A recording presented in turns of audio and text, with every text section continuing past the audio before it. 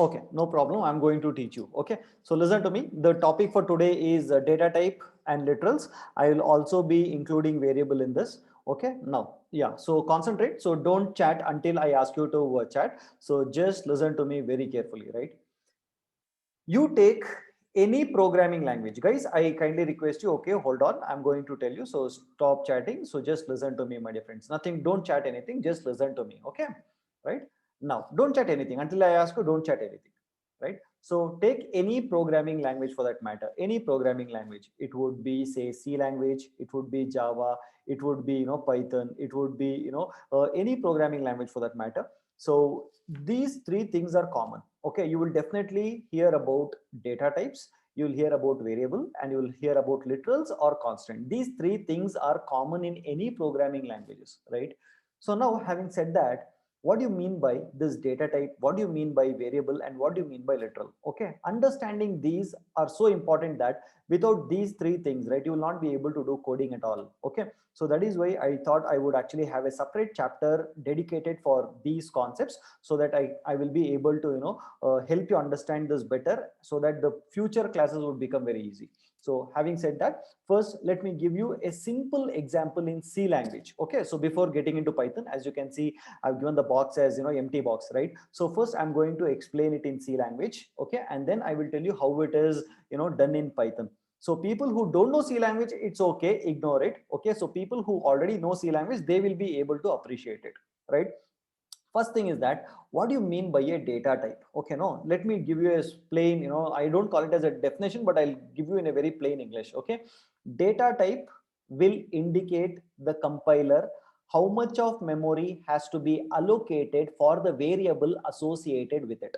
Let me repeat. Data type will indicate the compiler how much of memory has to be allocated for the variable associated with it. Okay, no, so answer my question. Don't you think when we are actually performing lot of operations using data, right now we would be doing coding with lot of data, don't you think all those data should be stored in memory somewhere? Yes or no? It should be stored in memory, right? If the CPU has to perform some kind of operations, the data has to be stored in memory. Agree, disagree, my dear friends? Agree, disagree? It has to be stored in memory somewhere, isn't it? Yes or no? Without storing it in memory, you will not be able, the CPU will not be able to do some kind of operation, isn't it? Now, having said that, okay, now stop. Okay, having said that, if data has to be stored in memory, then don't you think there should be some amount of memory allocated to store the data? Yes or no? Agree or not? You told yes, it is needed that to do some many operations with data, we do lot of operations on data. Okay, and to do lot of operations on data, the CPU has to store those data into memory, correct? No? And if the CPU has to work on that particular data which is there on memory, right? So first of all, don't you think some amount of memory has to be allocated for the data in memory? Correct? No, if this is your RAM, if you want to store the value 10, okay, don't you think some amount of memory should be allocated for this particular 10? Yes or no? There should be some amount of space, no? Agree, disagree? Okay, if you want to store this data 10 in memory RAM, in the RAM, if you want to store this 10, don't you think there should be some amount of memory which should be there? Correct? No? Yes or no? That how much of this memory must be allocated for the data 10 is decided by the data type. Do you understand, my dear friends? Did you understand what I told you right now? Data type will indicate how much of memory must be allocated for the constant, or the for the data to be stored in the memory. Is that okay? Hello, did you understand what I'm trying to tell you? Hello, did you understand? Right? So data type will tell you how much of memory has to be allocated for the data, right? No, so that is what is called as your data type. Is that okay? Now assume that, okay, assume that in a house. Okay, let me give you a small analogy so that you'll understand. Okay, so in your house, okay, assume there are three people staying. Okay, there are three people staying. Okay, so let me call them as A, B and C. There are three people staying in your house. Okay, now this is A, B and C. Okay, now if there are three people staying, okay, not each and everyone are of the same weight, isn't it? Say for example, this fellow is very bulky with assume 250 kg, my dear friends. He is of 250 kg. Okay, and he is of normal 60 kg, and he's also of normal somewhere around 80 kilos, right? So they're of 60 kilos. Now you tell me, okay, can this 250, this person who is weighing 250 kilos, can he use the same chair that B and C are using, my dear friends? Tell me. Okay, Do you think that A can use the same chair that B and C are using? Tell me, my dear friends, yes or no? Now imagine what will happen to this person who is, I mean, what will happen to the chair when this 250 kilos weighing person will sit on the chair belonging to B? Tell me what will happen. It will definitely break, isn't it? It is not possible to store, it is not possible to, have this bulky guy, hefty guy into a chair which is belonging to a person, B, isn't it? The same way, right? So we will have to buy the chair separately for this guy, isn't it? For this guy A, we'll have to buy a separate chair, isn't it? Because he needs more space. Yes or no? Because this guy with 250 kgs needs more space, isn't it, my dear friends? Yes or no? So there should be someone who will say how much of space is needed, isn't it? Are you understanding? There should be someone to say how much of space is needed, isn't it? Right? So how much of space is needed is what is told by data type. Okay, no? Data type will indicate how much of memory has to be allocated for the variable associated with that data type. For example, in C language. Okay, so people who don't understand C language, it's okay, don't worry, but just try to understand, right? Now, in C language, there is a very famous statement that I write, int A is equal to 10. You know what is the meaning of this? The meaning of this line is that I am telling the C compiler to allocate some amount of memory. Okay, no, I am telling the C compiler boss, please give me some amount of memory. So compiler will say, okay, boss, I will give you some amount of memory. Okay, and that memory, always we know that memory would be stored, will be having addresses, isn't it? Hexadecimal addresses. Some addresses would be there for memory. So compiler will say, okay, boss, because you're asking me some amount of memory, I'm giving some amount of memory. And now the compiler will say, tell me how much of memory you want, only then I will be able to give, no, is what compiler will say, right? So that is when you say, I need int amount of memory. Okay, so in this line, int is called as your data type. Okay, int is called as your data type, right? So this data type is indicating to the compiler how much of memory has to be allocated, okay, for this variable associated with it. Right now, this int in C language, don't worry, in C language this will give us 4 bytes, right? So by saying integer, the C compiler will understand that, okay, I have to allocate 4 bytes of memory. So this is called as your data type, basic definition of your data type, correct? No? Now, did you understand this, my dear friends? What do you mean by data type? Data type will tell the compiler how much of memory has to be allocated. That is what it says, right? Now, after this, can you see one a variable called as a? This is called as variable. What is it called as? This is called as a variable, my dear friends. This is called as variable. Do you know what you mean by variable? Variable is nothing but a name given to that memory location, right? No, like how your house will have some name, right? Venkateshwara Nilaya, or you will have some, Sharma Nilaya, isn't it? Or you'll say Sharma house. Okay, you'll have name to that particular house, no? So this is like giving name to a particular memory location, because remembering memory addresses is very difficult. That is why we give some name to that specific memory location, and that is called as your variable. Variable is nothing but a name given to a specific memory location. That is called as variable. Is this clear? Data type will tell you how much of memory has to be allocated to store some data. Okay, variable will tell you the name for it. Okay, it is nothing but it is referring to the memory that has been allocated. Is that okay? Is that okay, my dear friends? Hello, this variable, did you understand variable over here? Okay, and then, okay, this 10, can you see here 10 over here? This 10 is called as your literal, or you can also call it as a constant. Okay, it is either called it as a literal or you can call it as a constant. Okay, so 10 is nothing but your literal or your constant, which actually, okay, gets stored into the memory which is referenced by a, that is 10 will come and sit over here. Okay, so 10 is basically called as your literal. Okay, so now, so how do you store it? You use the operator equals to. So more about equal to operator and operators I'll be discussing tomorrow or in the next class. So don't worry about it.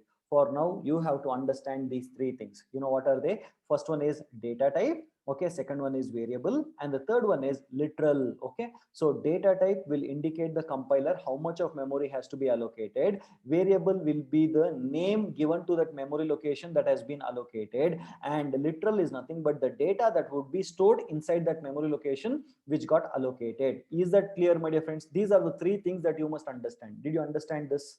Hello, did you understand this, my dear friends? Okay, I'm repeating once again. Data type will indicate how much of memory has to be allocated for a particular variable associated with it. Okay, variable is nothing but a name given to that particular memory location that got allocated, and literal is nothing but the data that will get stored into that memory location. So this is basically your data type, variable, and literal in C language, right? So no matter what the definition that I gave you, the meaning that I gave you is the same in C, in C++, in Java, in Python, in C Sharp, or any programming language. The meaning of data type, variable, literal remains the same. Okay, data type will indicate how much of memory has to be allocated. Variable will be the name given to that memory location that got allocated, and literal is the data that will get stored inside that particular memory location. Right now, is this clear till here, my dear friends? Just say clear in the chat box. Just say clear in the chat box. If it is clear, just say clear in the chat box, my dear friends. Okay, now, what I want to tell you is that, listen to me very carefully. What is that I want to tell you is that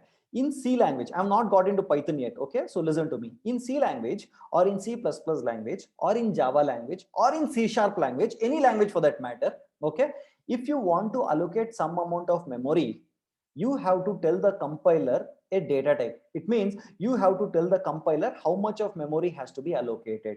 Right now, so how am I telling it? I'm saying by saying, I'm telling to the compiler by writing int a is equal to 10. It means I am writing this data type explicitly, isn't it, my dear friends? Yes or no? I am telling the compiler, boss, I need a variable a of type integer, data type is integer, boss, give me 4 bytes of memory. It means it is mandatory for me to first of all memorize how much of memory would be allocated for each data type. Say for example, in C language, int means how much? 4 bytes. Float means how much? 4 bytes. Okay, char means how much? It is 1 byte. Double means how much? They're all 8 bytes. It means they're all the different data types. They're all different data types, and I have to memorize that. Double means it will give me 8 bytes. Int means it will give me 4 bytes. Float means it will give me 4 bytes. Char means it will give me 1 byte. It means I should know beforehand how much of memory would be allocated if I use all these data types. Isn't it, my dear friends? Yes or no? So that I can tell the compiler how much of memory I need. Correct? No? If suppose I want 8 bytes of memory location, if I need 8 bytes of memory location in C language, then I have to say double, okay, double b is equal to 3.5 semicolon, something like this. I will have to say this in C language, isn't it? So that the compiler will know that, okay, Subhash is asking for memory location. How much is it? Okay, it will see that data type is 8 bytes. Okay, let me give him 8 bytes of memory location, and it would be at some address 200 in the RAM. And then, let me give the name to that memory location as b, and he's storing 3.5. Let me store 3.5 into it. So these are the discussions that will be happening within the compiler and the programmer, isn't it, my dear friends? Right now, so in C language, or in Java language, or in C Sharp language, it is mandatory that you have to tell the compiler how much of data, how much of memory has to be allocated by giving this data type, isn't it? It is our duty, it is the programmer's duty to say how much of memory has to be allocated by writing the data type, isn't it, my dear friends? Hello, yes or no? Did you understand what I'm saying? Whereas our boss Python don't need all these details, right? No, our boss Python don't need all these details. And that is one more beauty of Python which I personally like, is that just say a is equal to 10, enough. Okay, just say a is equal to 10, and our Python interpreter knows how much of memory has to be allocated for a. Right now, I don't need to bother, or I don't need to tell Python, okay, that see boss, I need memory location, it is storing a, which is storing a value of 10, so please give me integer or 4 bytes. Nothing, don't tell anything to the Python interpreter. Just say a is equal to 10, and the Python interpreter has the capacity, has the capability, has the intelligence to find out how much of memory it needs to store this value of 10 inside this. And this concept where Python will automatically decide how much of memory it needs, or what is the type of a, it decides automatically, by default it does. So that is called as dynamic typing. Okay, it is called as dynamic typing, my dear friends. Can you write this down somewhere? Okay, so dynamic typing means the Python interpreter internally will decide how much of memory has to be allocated for A, or it will internally decide what is the data type of A. We don't need to really bother about it as programmers. As programmers, we just need to use that variable, and that will automatically, decide what's the type of this. Did you understand this, my dear friends? This is called as dynamic typing. We don't need to use any data type. The data type of this variable is decided automatically by the interpreter during runtime. Is that okay? Did you understand what I'm trying to tell you? Hello, yes or no? Just say yes, no in the chat box, my dear friends. It's so simple, right? No, and that's the beauty of Python, my dear friends, right? And one more thing. Do you know one more thing, my dear friends? Very important thing. Listen to me. In C language, no, in C language, when I say int a is equal to 10, let me just write it over here. In C language, okay, in C language, if I say int a is equal to 10, right? No, so it is decided that once I say int a is equal to 10, the size of a will be how much?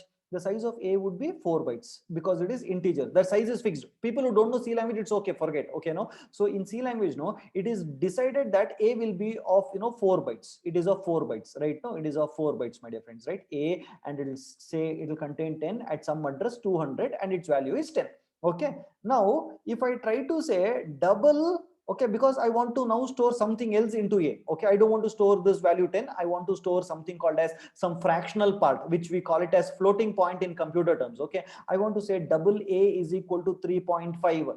I now want to store in the same memory, I want to store double a is equal to 3.5. You know what the compiler will say? Compiler will say, hey, dirty fellow, what are you trying to do? Right now, you already stored a is of type integer, okay, and I have already allocated 4 bytes of memory. Now you are saying you want to store floating point value or a double value, and you are saying it is of type double. No, boss, I will not allow you to do that. So I'm really sorry, and this will result in an error in C language. It means once a variable, you make it as integer, you cannot make that variable to store some other kind of value. Did you understand what I'm saying? I'm talking about C language. In C language, no, in C language, once you make a variable as an integer, right, you will not be able to make the same variable as double, or you will not be able to store any other kind of value into this variable, my dear friends, right? No, so in Python, it is not like that. In Python, it is definitely not like that. You know what happens in Python? You can say a is equal to 3.5, okay, and it is perfectly valid in Python. Okay, no, because when the interpreter sees that you are trying to store a you are trying to store a kind of floating point value, then the data type of a would automatically be changed by the interpreter. Don't you think it's a beauty, my dear friends? Don't you think it is? So this is called as dynamic typing. It means the data type of this variable is decided by the interpreter during the runtime itself, and that is why it is called as dynamically typed. Yes, it will be updated. It will get updated automatically. It will get updated, right? Now a will no more be integer. A would become now a floating point value, my dear friends, in Python. Did you understand those concepts? I've not gone deep into variable constants and all that. I'm just trying to explain you the concept over here. Later we'll go. Okay, do you understand what you mean by dynamic typing? Yes or no?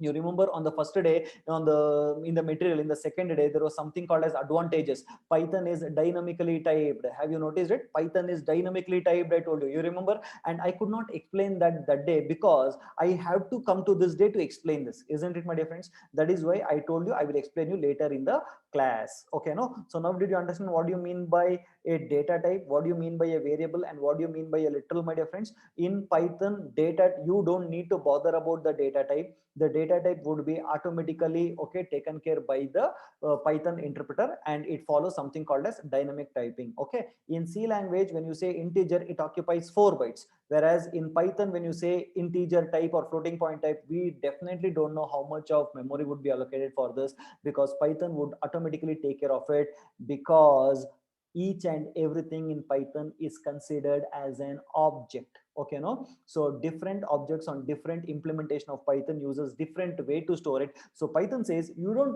really worry about the size occupied of the objects over here, you just try to use it, that is more than enough. So therefore I don't need to really memorize the size of these data types as we do it in C language. In Python I'm really not bothered about what is the size that is occupied by A or B or integer or floating point. It has been taken care very beautifully by Python. Okay, no, so we don't need to really know about what is the size of the particular variable. Is that okay, my dear friends? Did you understand this?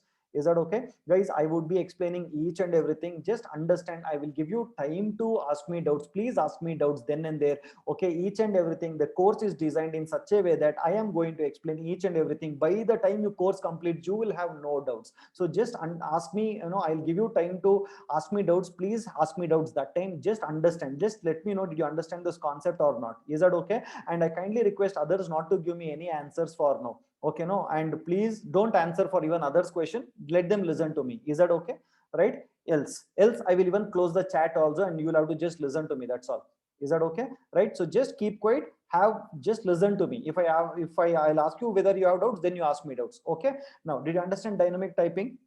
Just answer for this. Dynamic typing is where the data type of the variable would get automatically decided by the interpreter, and the dynamic typings, the type of data type of A will also be changed automatically when we try to store some other type of value into this variable. So that is called as your dynamic typing. It very simple. Dynamic typing is the data type of an object, because I told you, right, everything, anything and everything in Python is considered as an object. Okay, now you might ask me, Subhash, what do you mean by object? Yeah, don't worry, there is a separate session, there is a separate chapter which I have dedicated only for objects. For now, just understand that anything and everything in Python is considered as objects, right? No, so for dynamic typing is the data type of every object in Python would be dynamically, that is during runtime the interpreter would automatically would consider or will determine what kind of data type should this A be. Is that okay? Did you understand this? This is basically called as your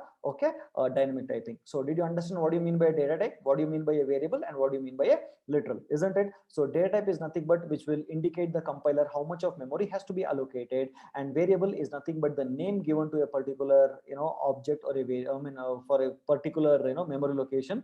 Okay, and literal is the data that gets stored in the memory location. So in our case in Python, okay, what do we have over here? Can you tell me out of these which is the variable, my dear friends?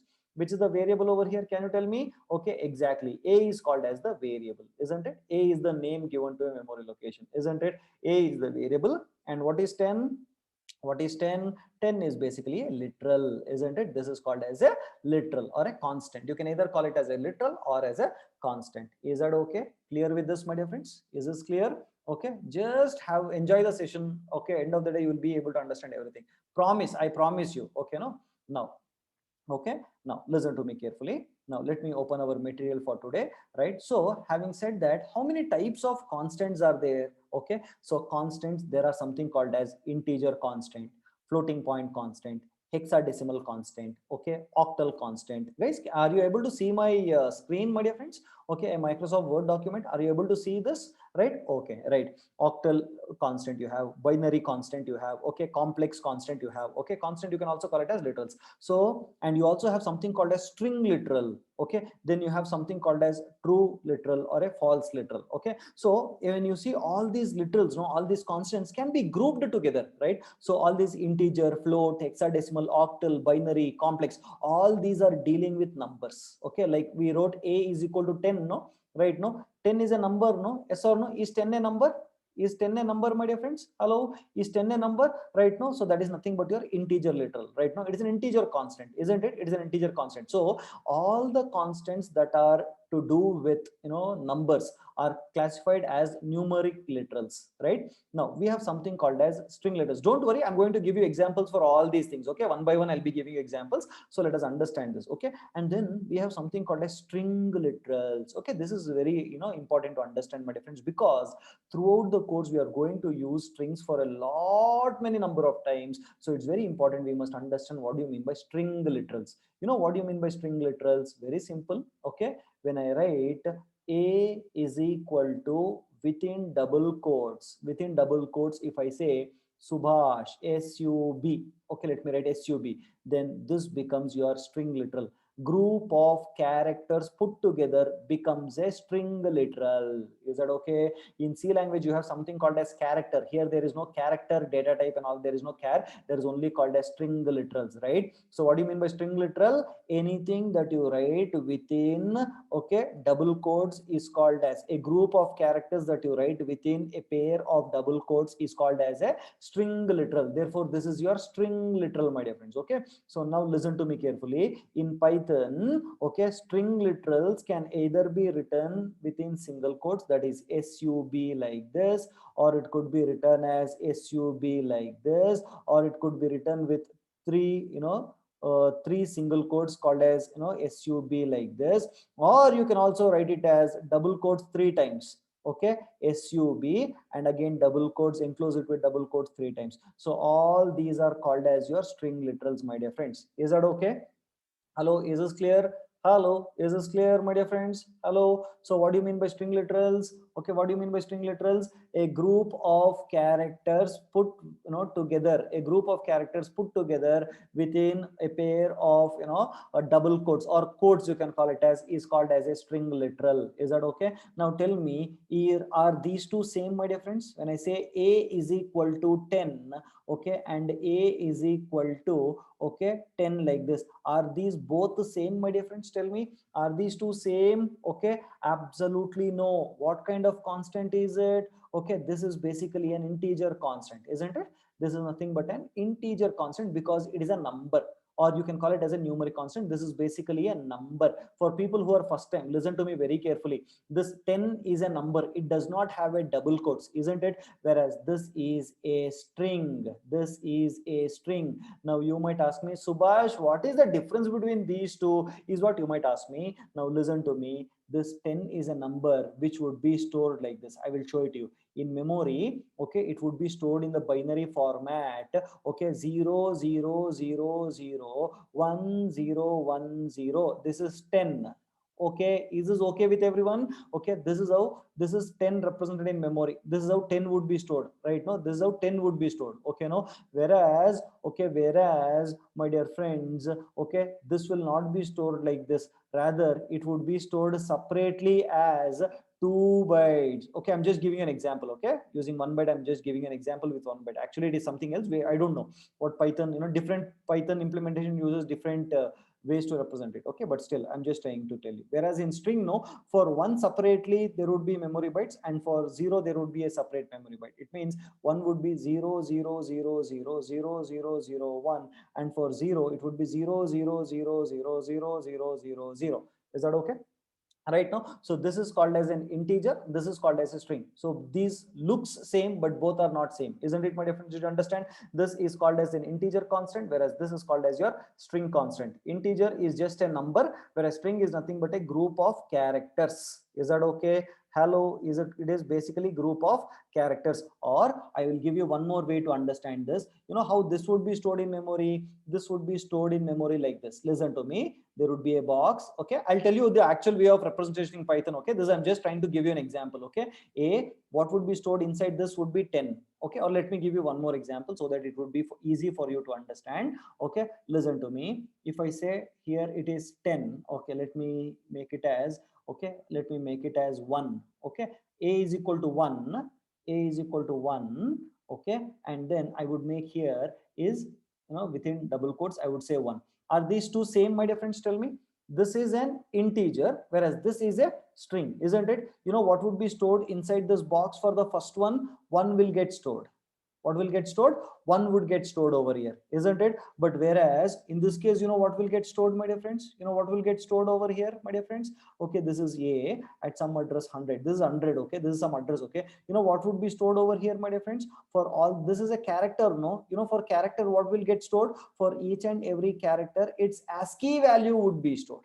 Okay, what would be stored? Its ASCII value would be stored, which is nothing but 49.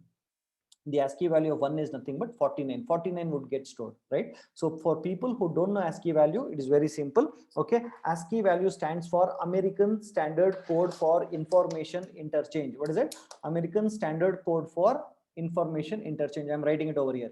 ASCII, ASCII value, American Standard Code for Information Interchange, right? So this ASCII, this ASCII people have given a number for each and every character. For it means for capital A they have given one number, for small a they have given number for number. It means for any characters that you can see on your keyboard, right? So for everything there is a number given. Okay, so for 0 there is a number over here. Okay, now can you tell me what is the ASCII value for capital A, my dear friends? It is 65. Okay, the ASCII value of small a is 97. Okay, no, ASCII value of number 0, the value 0, the character 0 is what? It is 48. Do you understand this? Okay, do you understand this? Similarly, so what I'm trying to tell you is that if suppose I say, okay, if suppose I say a is equal to, okay, a is equal to a, like this, what will get stored in memory, my dear friends? Do you know what will get stored? Okay, there would be a memory allocated. Okay, there would be, the name would be a given to it, and there it would be stored in some address 100.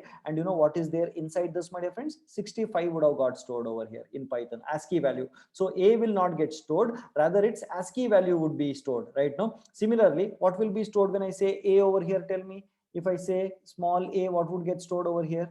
When I say small a, what would be stored inside this? Exactly 97 would be stored, right? No, 97 would be stored, right? Because it is a character. Similarly, instead of small a, what will happen if I store 1 over here? Tell me, my dear friends, what will happen if I store 1 over here? Okay, or what will happen if I say 0? If I say 0, what will get stored? What will get stored if I say 0? If it is 0, it would be 48, isn't it? It would be 48. Similarly, if I say 1, if it is 1, how much would be stored, my dear friends? Tell me, what is the value that gets stored over here? It is nothing but 49, because 0 plus 1, 0 is 48, 1 is 49, 2 is 50, and so on. It continues like that. Therefore, what gets stored over here is 49. Is that okay? Do you understand this, my dear friends? Yes or no? Now what will happen if I say, a is equal to capital C or small capital C? Tell me what will happen if I say a is equal to capital C. What would get stored, my dear friends? Tell me. Okay, a is 65, b is 66, and capital C would be 67 plus 1, right? Plus 1 plus 1, right? It would become 67. So this would be 67. Is that okay? Right? No, so this is the difference between your, so that is what I was trying to tell you. There is a difference between integer constant and a string constant. Is this understood, or is this clear, my dear friends? Okay, so integer gets stored like this, whereas for string what gets stored is its ASCII value will get stored, my dear friends. So string and integer constant and string constants are both two different concepts. They are two different things. Is that okay? Right? So today I discussed, just now I discussed what is that data type. Okay, then I discussed variable, then I discussed constant, and then I told you the different types of constants. Is that okay? Okay, but I have not given you examples, which I'll be giving it to you now. Is that okay? Right? Now don't worry, all the programs are given to you, so you don't need to worry. Just you'll have to follow whatever I'm saying. That's all. You don't need to worry about anything. Okay, now did you understand different types of constants? And then we have something called as Boolean constants, which we call it as true and false. So we'll see how it works and all later. Did you understand different types of constants? Did you understand different types of constants, my dear friends? Yes or no? Right. So for example, for all these things, examples I'll be giving it to you. So don't worry. Have no worries. Absolutely be worry free. For everything, examples are given. If you can follow just whatever I'm saying, more than enough. Don't need to refer any other books also. Okay, no? So just listen to whatever I'm saying. Cool. Now, having said that, now shall we see the different types of data types available? Different types of data types, my dear friends. Okay, no? So what are the different types of data types available? Okay, now let me show it to you. Different types of data types. Okay, so we have, okay, integer data type, float data type, complex data type. Okay, we have bool data type, and then we have something called as sequences, which I'll be having a separate chapter is dedicated for all this, so let us not bother about it. So for now we will only deal with int, float, complex, and then we will just discuss something called as strings also, which is here. Okay, we'll discuss about string also. Is that okay, my dear friends? I'll be discussing about integer, I'll be discussing about floating point, I'll be discussing about complex. Okay, no, but as I told you earlier, should we bother about the data types? Should we bother about the data types, my dear friends? Okay, absolutely no. Who will take care of the data types? Who will take care of the data types? Okay, no, who will take care about the data types, my dear friends? Okay, interpreter will take care of the data types, isn't it? Yes or no? Right. Now, well, let us not bother about the data type. Okay, so I could see someone, one second, someone said they have a doubt. I don't know who is that. Okay, the name is not given. SPC ID, SPC 134. Can you please unmute yourself and ask me the doubt, please? What is the doubt? Quickly ask me. Unmute yourself and ask me the doubt. Sir, Yeah. in when it comes to literal, sir, Ah, the binary literals like uh, we explicitly specify, no, sir, we have to deal with binary literals. you have to especially specify Yes. where. In suppose I give one binary number. Okay, let us finish off this. Then you might not have doubts. Let us finish off this. Okay, sir. Okay. Yeah, most of the Okay. time your doubt would be cleared by then only. Okay. Okay, sir. Okay. Yeah, cool. Yeah, cool. Right. Okay. So, guys, now let us start off. Okay. Now, so Rajesh Reddy is asking what is ASCII value of 10. Okay, calculate 0 plus 10. Rajesh Reddy, you'll get the ASCII value of 10. Okay. Now, having said that, ASCII value of 10. See, there cannot be ASCII value of 10. There can be ASCII value of 1 separately. There can be ASCII value of 0 separately. 10 is not a character. No, Rajesh. 10 is not a character, right? I was thinking as 1 and 0. Okay. So ASCII value of 1 you will get, ASCII value of 0 you will get. You will not get the ASCII value of 10. Is it possible to get ASCII value of 10, Rajesh? It is not possible. No? You will not get, right? No. So there is no ASCII value of 10. Okay. There is only characters from 0 to 1, 0 to 9. That's all. Okay. So I considered it as 1 and 0. Is that okay? Right. So having said that, okay, so did you understand, my dear friends? So let us not bother about the data type. The data types is taken care by the interpreter, but still, yes. So these are the different data types, okay, which is supported by Python. So we'll now concentrate on int, float, and complex, as well as strings, okay, and bool for a certain thing. The rest on all we'll be discussing in further chapters. Is that okay? Is that okay? Just say okay in the chat box. Is that okay? Right now. Okay, so 1 second, let me answer of one more question quickly. Okay, Avantika is asking me, sir, basically what is the purpose of ASCII value, sir? Very good question. Yeah, but let me tell you. Okay, so Avantika, okay, you listen to me very carefully. Yeah? It's a very good question that you asked. Okay, but let me finish it off. Right now, when I say a is equal to 1, okay, no, it is possible to represent this 1 in binary format, isn't it, Avantika? Isn't it? Okay, it is possible for me to represent this in binary format. Yes or no, Avantika? Correct? No, but tell me, if I say a is equal to capital A like this, is it possible for me to represent this a in binary format? Avantika, you should quickly reply to me. Okay, no, it is not possible, isn't it? If it is not possible to represent this a in binary format, how will you store this, Avantika? Is it possible to store this a in binary format? I mean, in the memory. If I want to store this data in memory, it has to be in some binary format, isn't it, Avantika? Yes or no? Right? So what the ASCII people have done is that, because it is difficult to represent these characters in binary, for each and every character they have given one number, unique number, right? No, so that when we say this 65 is nothing but a character, then this 65 can be represented in binary format, isn't it, Avantika? Did you understand this? Yes or no? So that is why these ASCII values, this is basically called as encoding system or encoding scheme. You call it as encoding scheme. It means a character being given one particular number is called as an encoding scheme, right? So ASCII is an encoding scheme. Is that clear? Is that clear to all? Is this clear, my dear friends? Okay, very good question, nice question. Okay, is it clear? So to help represent it in binary format, we need some value, right? For that they have given a globally accepted value. Okay, now let's start our program from first. I'm going to explain each and everything from first, so listen to me very, very carefully, my dear friends. Okay, so this is my program one. Okay, and the first line is called as a comment line. What is this called as, my dear friends? This is called as a comment line. Okay, now what do you mean by a comment line? In Python, any line that starts with a hash is considered as a comment line. You know what do you mean by a comment line? Comment line is the line which is ignored by the interpreter. It means that line is used for documentation purpose. It means, if suppose you want to write the program and you want to tell who wrote the program, when the program was written, at what time it was written, why that program was written, and if you want to give some information about that program to someone else who is actually seeing that program for the first time, then all such kind of information can be given as part of that particular line, and that line is known as your comment line. It is used for documentation purpose. It is not part of your code. Is that okay? That is used for documentation purpose,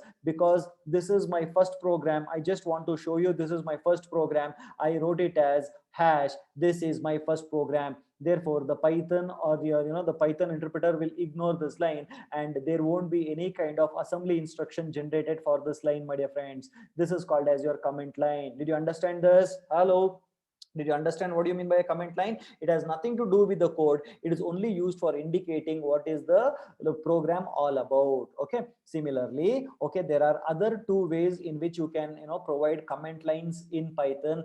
They are using triple double quotes, a pair of triple double quotes and a pair of single quotes like this. So this is basically your, comment lines. These are this is one more method of writing comment lines. But basically, my dear friends, understand that they would ask you in interview, these two methods are not created for writing comment lines, but it becomes a comment line. Why and all I'll teach you separately in another chapter called as strings. For now, don't worry about it. For now, understand that these can also be used as comment lines, right? A pair of a pair of triple double quotes and triple single quotes can also be used as a comment line to indicate what your program is doing, but its actual intention was not for that. So why, how, what and all we'll see later. For now, understand these three are known as comment lines. Is that okay?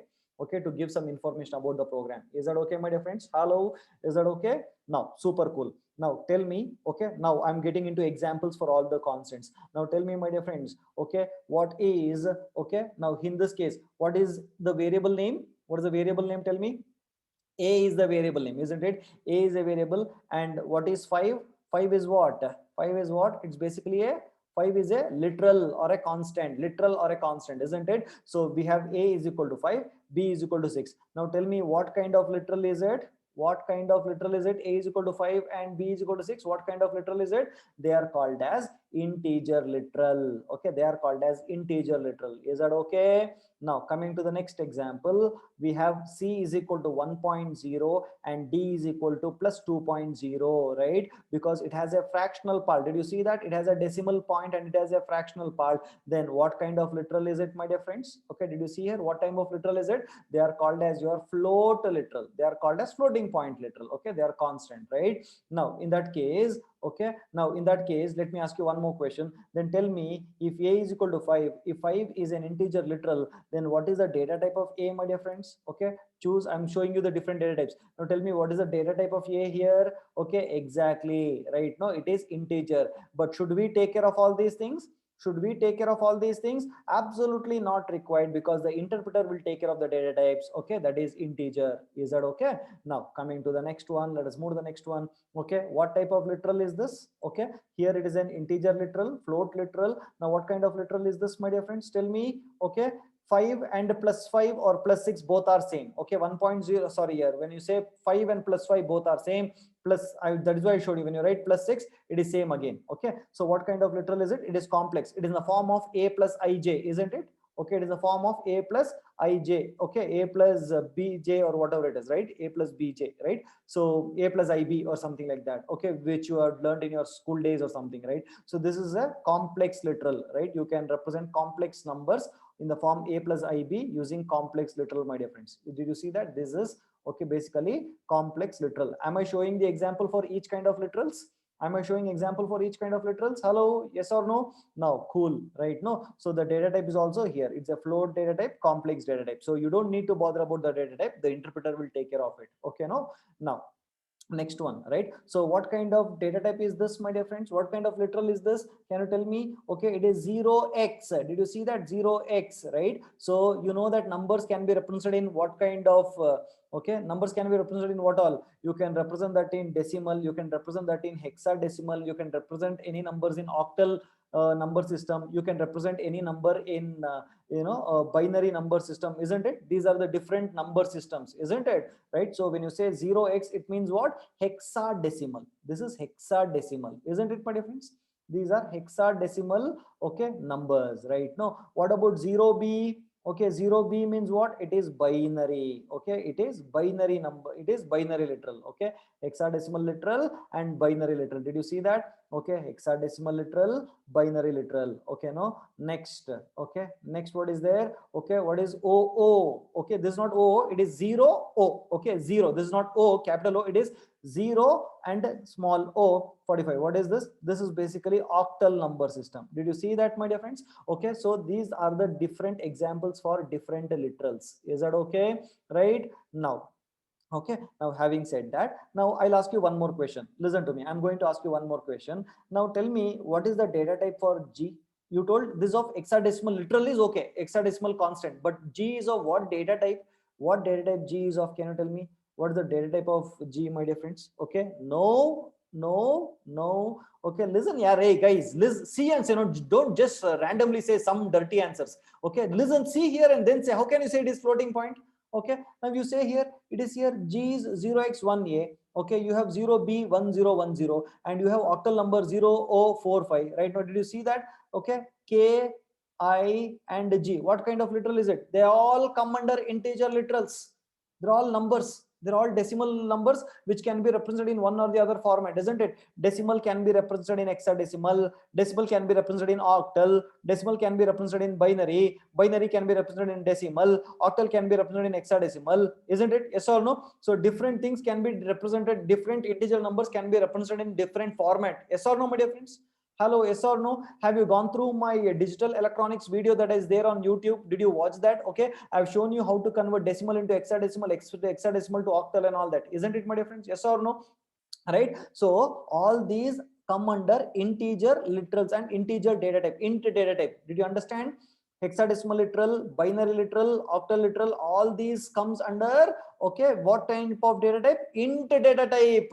Is that okay? Okay, int data type will occupy what all? It will occupy integer, it will occupy hexadecimal number, it will occupy octal number, it will occupy binary number. Understand this, my dear friends? You want, you can write it down somewhere. If you want, you can write it down somewhere. Int would represent all these types of literals. Is that okay? Hello, is that okay, my dear friends? Did you understand this? All these kind of literals would be represented over there. Beauty, no? Beautiful concept, no, my dear friends? Yes or no?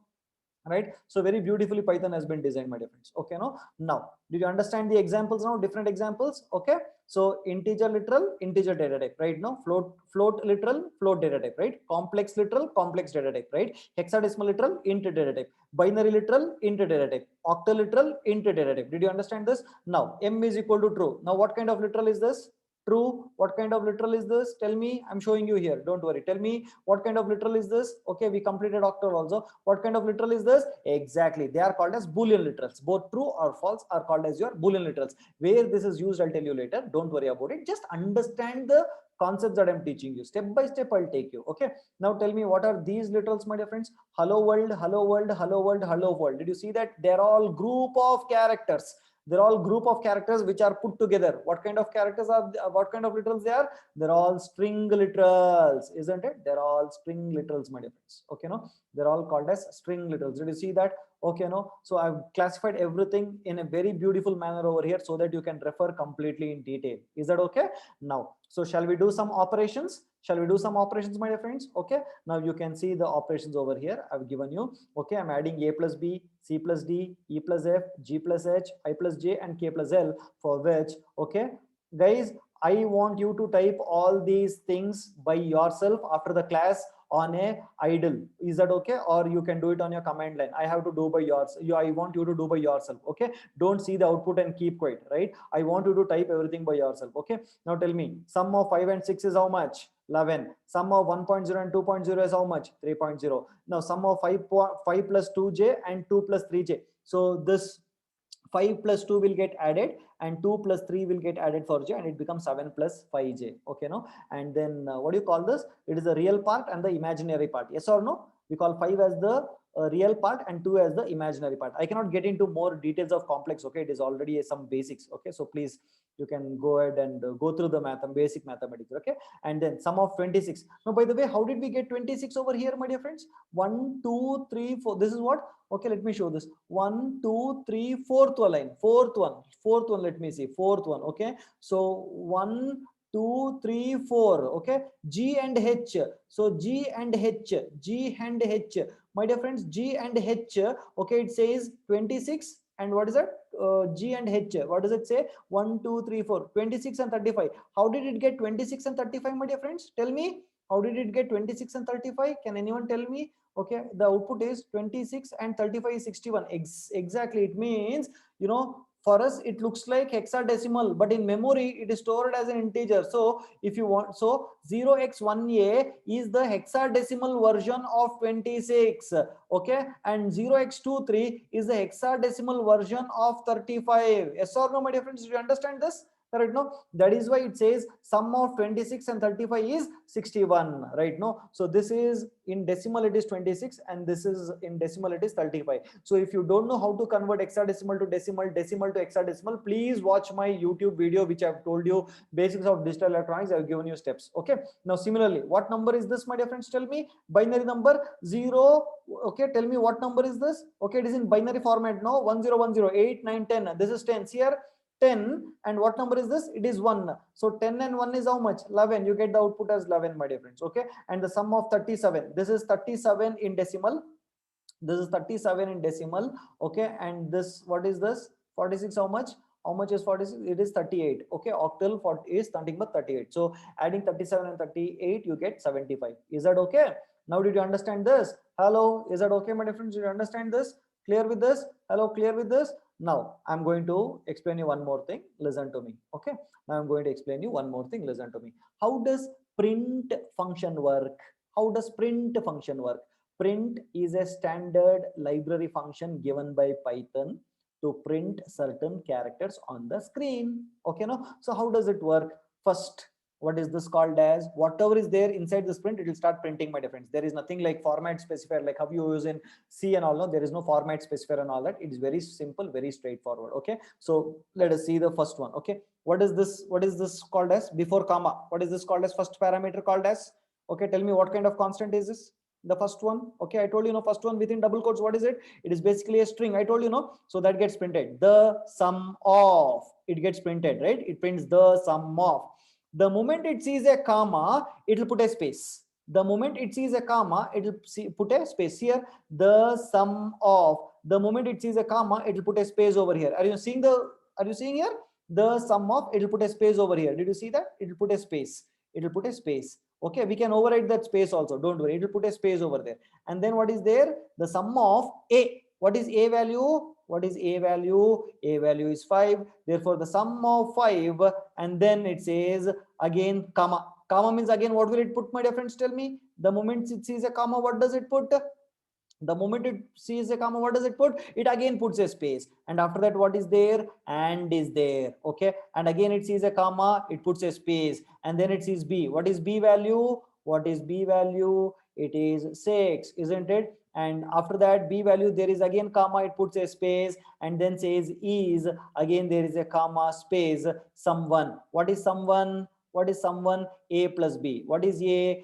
5 plus 6 is 11. 11 will get stored into someone. Therefore, the output would be sum of 5 and 6 is 11, and that is what is given in the output over here. The sum of 5 and 6 is 11, and same thing continues with others also. Is this clear, my dear friends? It is as simple as that. Did you understand this? How print works? Did you understand how print works? Okay, no, so whatever it sees, okay, it gets printed. Wherever it sees a comma, it'll actually put a space. Okay, now if you say no sir, I don't like space, I want to put something else, I will show you how to put something else other than space later. Is that okay? Is that okay? I will show you how to put something else other than space later. For now, by default, when there is a comma, it will actually put a space. Now you might ask me, Subhash, what if there is no space? Yes or no, my dear friends? You're not asking, I don't know. Okay, what if there is no space? Okay, print. Okay, say I would say sub. Okay, I'm not putting any space over here. Again, simply I will put, simply I will put again, sub. Now what will happen, my dear friends? You tell me. What will happen if I say sub over here like this? Tell me what will happen. Okay, just sub. Okay, exactly, Firasat, you are right. That is, it will just say sub without a space. It will print sub without a space. Is that okay? It just prints sub without a space. Now I want you to try it out today after the class and post it in the WhatsApp group. What will happen if I say print? I'll say print. Okay, and then I would say sub double quotes, and I will put some 5. Okay, so don't give me the answer now. I just want you to give me the output of this in the WhatsApp group. Is that okay? Don't put any answers. I know there are a lot of great programmers over here, so please don't do that. Okay, now just take this as an assignment. Print sub 5. Is that okay? Clear? Now next one is print m. What is m, my dear friends, in my program? What is m in my program, my dear friends? It is true. No, it is true. Therefore the output is true. Did you see that? The output is been true over here. Did you see? Yes or no? And then what is happening in the next this one? I'm saying print n comma o comma p comma q, n comma p comma o comma q. Okay, no? Okay, so Kavita sir, directly can we print, can we write print statement instead of all the someone, all the, you can do, ma Kavita, you can do. Okay, no? So now did you see that n comma o comma p comma q, my dear friends? Did you see that? What is n? What is n? Hello world. O is hello world, p is hello world, q is hello world, right? No, so how should it print? In the moment it says comma, what should it print, my dear friends? The moment it says comma, what is it has to print? It has to print a space. But see here, it is printing all those in the new lines. Did you see that? It is printing all these things in the new line. So what will happen, my dear friends? Why is it printing everything in the new line? Can you tell me why is it printing in the new line, my dear friends? Because you have an escape sequence new line character. Did you see that? New line, new line, new line, new line. It means when I say new line, the cursor will start moving to the next line and print hello world. Again sees a new line, again moves to the next line, and then sees a new line, again moves to the next line. Did you see that? These are the three or four different ways of writing a string over here. Is this program clear, my dear friends? Is this program clear? I have given you all the different types of data types and literals that are available in one program. Beautifully here, it has been represented. You don't need to refer to any other books, my dear friends. It's very beautifully given over here. Is that okay? Right now? Pragna is asking, don't we use semicolon at the end? Pragna, it is so simple. No, see, if I have not written semicolon, it means we are not supposed to write semicolon. No, Pragna. Pragna is Desai, but still a good question. I know you are from C programming background. In C language, you have to put semicolon, but in Python, don't need to put any semicolon. Pragna, there is no need to put any semicolon. So by default, don't put. Many students of mine, you know what they will do, Pragna? They will put semicolon and say, sir, program is not working. In Python, there is no need to end your statement with a semicolon. Is that okay, Pragna? Is that okay? Clear? Anyways, that is good that you asked me. Okay, no, there is no need to put a any kind of semicolon. Very good. Having said that, okay, having said that, my dear friends, okay, so these are your different data types that I showed you. Did I show you bool also, my dear friends? I showed you bool, no, true or false, and we also discussed str. Remaining and all we'll discuss later. Is that okay? Okay. Amara Sharwand is asking why, sir. I don't know. You'll have to go and talk to the Python implementer. He decided not to put semicolon, okay, and it has been followed. Okay, so he's the right person to answer why he did not put semicolon. Is that okay? Okay. Right. So no, and I am not sure, Anushka. So I think the interpreter is brilliant enough to know where one ends, okay, with the statement and all that. Okay, so especially with something called as clause. Okay, so anyways, so let us not bother about why that he did not put semicolon and all that. It is not needed. Python has been designed like that. Is it okay? Right. So let us not bother about it. Right now. So these are so you have something called as user defined data types, which I'll be discussing later. So let us not bother about it for now. These are those data types created by programmers. So how to create such kind of programmers, we'll see later. Okay. So sir, I'm asking about +6. Sir, why should we keep plus, sir? Not you don't need to keep, but I just put plus to show that even that is possible, Amara. Is that okay? I just put plus to indicate that even that is possible. You don't need to put. Okay, anyone with little bit of common sense will not put that plus. Is that okay? Right, so I just want to show you everything that is possible. That is why I put plus. Is that okay? Hello, Amara, did you understand what I'm saying? Did you understand what I'm saying? Okay, yeah, you have to respond. No, when you ask doubt, you have to respond. Okay, no? Okay. Okay. Snehal sir, in string literal, you have written increasing sequence of double quotes. Is it a sequence of, for representation? Nothing like that. I just shown you different ways of representation. That's all. Okay. Anyways, chalo. So we'll go to the program 2, my dear friends. Right. If you know what I've done in this first program is that I have taken all the literals. I've taken all the values into the variable by using equal to, isn't it? Yes or no? I've taken a is equal to 5, b is equal to +6, c is equal to 1.0. Or did you see that everything I've been hard coded over here, right? What if I want to take the value through the keyboard? If I want to ask some user to enter the value, what is that I have to do, my dear friends? Tell me. Okay, what is that I have to do? I will show you that. Listen to me. I'm going to show that. Listen to me. Okay. So let me say, okay, Python 3. Okay, guys, can you see my screen? Can you see my screen, my dear friends? Okay, can you see my terminal? Yeah. So what I'll do now is I'm running this program. See here, I'm running this program. Okay, so I would say Python 3 2.py. Okay, let me first write some sample program. Vi, let me give this name as banu.py. Okay, banu.py, and I am going to add two numbers. Okay, a is equal to 10, b is equal to 10, and I'm saying sum is equal to 10 plus 10, and then I would print that value as sum. Now, can you tell me if I run this program, what will be the output? What will be the output if I run this program? Okay, it would be 20, isn't it? Python 3 banu.py, the output is 20. Now, if I want to run the same program for giving me 30, is it possible? Is it possible? I want to, run, I want to get 30. Is it possible? No, right? If I want to get 30, then I have to open this, then I will have to make it to 20 and then run, then only I'll get 30, isn't it, my dear friends? So what I want to do now is that I want to take the value through the keyboard. Do you understand? I want to take the value through the keyboard, my dear friends. Okay, no, I want to take the value through the keyboard. So how do I do that? So I've written a program, right? See here, I'll run the program. Listen to me. Okay, python 3, okay, 2.py, enter. Now see, it is asking me enter the first number. Did you notice it, my dear friends? It is asking me enter the first number. You give me some number, I will add now. Okay, shall I say 10? I'll say 10 now. Okay, I'll just say 10. I'll say enter. Now it is asking me enter second number. Did you see it is asking me enter second number? Now I would say 20. Okay, enter. Now it is asking me enter first number once again. It means I'm inside the code. I'm asking it for once again. So let me say, let me say 30. Okay, enter second number 40. Now I will do the addition. Now what does it say? The sum of 10 and 20 is 20. Oh yo, something wrong happened. Okay, the sum of 30 and 40 is 30. Oh yo, something wrong happened. Yes or no, my dear friends? Something wrong happened. No, sum of 10 and 20 is 30, sum of 30 and 40 is 70, but something wrong happened. Yes or no? So let us not bother about what wrong happened. For now, let us understand how to take the value, isn't it? Yes or no? Let us first understand how to take the value through the keyboard. Correct or not, my dear friends? First we will see how to take the value, then we will correct the problem. Okay, is that okay? Done? Just say done. First we will see how to take the value through the keyboard. Done? Okay, now I am opening the code. Okay, 2.py. My dear friends, did you see this function called as input function? Did you see this function called as input function, my dear friends? Hello, this is the trick.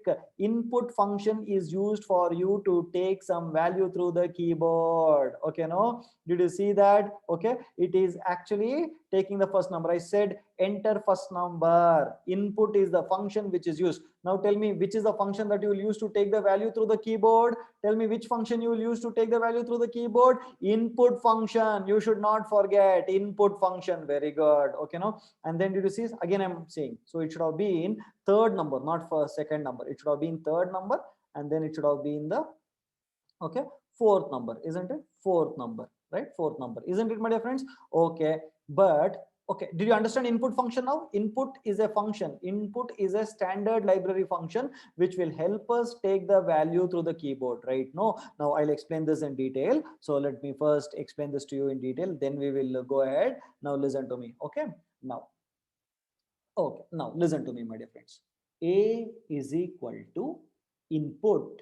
Okay, A is equal to, A is equal to, I would say input, input, in the bracket, I have to say what is the message that I have to give to the user. Okay, enter first number or whatever it is, enter first number. Okay, you know what will happen over here? Okay, this is basically called as your function, input function. Okay, so when the Python interpreter will encounter this line, when the Python interpreter will encounter this line, immediately the Python interpreter will wait so that the user is giving some input, or it waits so that the user is trying to give some input. From where? From where? From input is waiting for the user to enter the input from where, my dear friends? Tell me quickly. From the keyboard, exactly. Now, what did I enter? What did I enter, my dear friends? Tell me. What did I enter? Hello, what did I enter through the keyboard? I showed you, no, practically, what did I enter? So from the keyboard, when I entered 10, when I entered 10, okay, no, that 10 went and sat where? Okay, where did the 10 go and sit? Okay, that 10 went and sat in A, isn't it? That 10, again I said B is equal to input, enter second number. I told, no, I said enter second number, enter second number. I told, right? No, I had a a new line character also, don't worry. I said enter second number, so I entered second number. What was the second number I entered, my dear friends? Tell me. 20. Where did that go and sit? Where did that go and sit? Okay, no, that went and sat in B, isn't it? Later, what did I do, my dear friends? What did I do later? I added A and B, isn't it? I said sum 1 is equal to, okay, I did A plus B, isn't it? I wanted to get A plus B. So what is A plus B? What should have been A plus B, my dear friends? Tell me. It should have been 30. No, A plus B should have been 30. But what did I get? What did I get, my dear friends? I get 10, 20, isn't it? Yes or no? It means both got attached. You know why? It is because, guys, are you listening to me? Listen to me carefully. It is because when I entered 10 over here, this 10 was not a number, rather it was taken as a string. Is that okay? Did you understand? Because when I entered 10, it did not take as an integer, rather it took it as a string. When I entered 10, 20, it got taken as a string, and that is why, you know what happened when I did A plus B, okay, it became 10, okay, 10 plus 20, and therefore whenever you add two strings, that becomes string concatenation, and that is why the answer became 10, 20. Do you understand this, my dear friends? Hello, is this clear? Any value that you take through the input function will be taken as a string.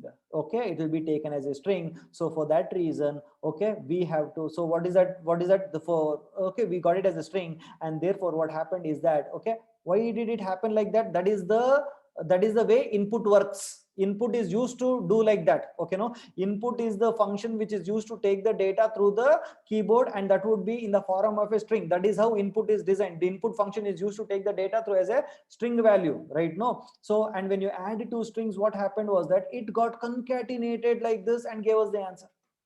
Now, what is that we have to do now? My dear friends, tell me, what is that we have to do? What we have to do is that we have to convert the string into, tell me, we have to convert the string into an integer 10. We have to convert this 20 into integer 20, isn't it? We have to convert this. So how do I convert the string into integer? Is we have a function called as, okay, int function. We have called as a int function. Okay, don't call typecasting it over here, Firasat. It is int function. Okay, so how do I do? So in between, okay, so what we'll do is that, okay, listen to me very carefully, my dear friends. I'm going to write it once again. Listen to me. If I want to convert, okay, A is equal to, again I will write input, okay, input, enter a number, enter first number, enter first number, I will say, enter first number, I would say. When I say enter first number,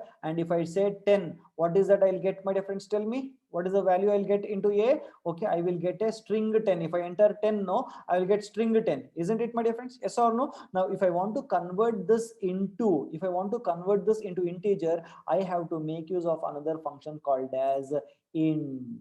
Okay, I have to make use of another function called as int. When I say int 10, that is when I give this, string into this int function, this string will get converted into integer, and then it will get stored into A as integer. Is that okay? Is this clear?